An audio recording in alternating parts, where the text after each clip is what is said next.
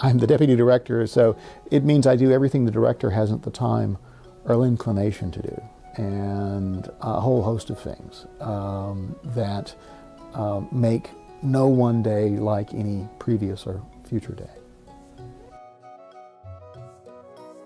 In the 1950s and 60s, there was an ASOR sponsored excavation under a consortium arrangement between Drew University and McCormick Theological Seminary. It was directed by G. Ernest Wright, who was eventually professor and director of the museum here.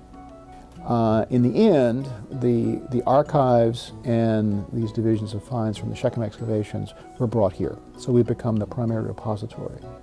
We don't need to enlarge our collection, and we have certain ethical reluctance to do that anyway. We do receive donations and have done in the past.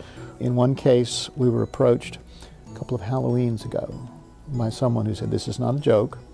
I found in a recently deceased aunt's home in Newport the hand of a mummy." And in the end, we did receive it. It was examined by a mummy specialist who just happened to be in town. We don't do it in every case because in some cases the chain of title is a bit too dubious. And as a matter of practice, we don't provide authentications or evaluations. So we're not in the business of authenticating or providing insurance valuations. Well, they're on storage.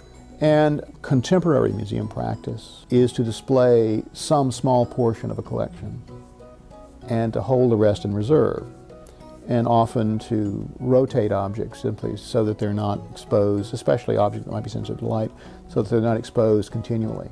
Storage facilities in the basement are really overcrowded, and we have made efforts to rehouse especially sensitive things like metals and textiles.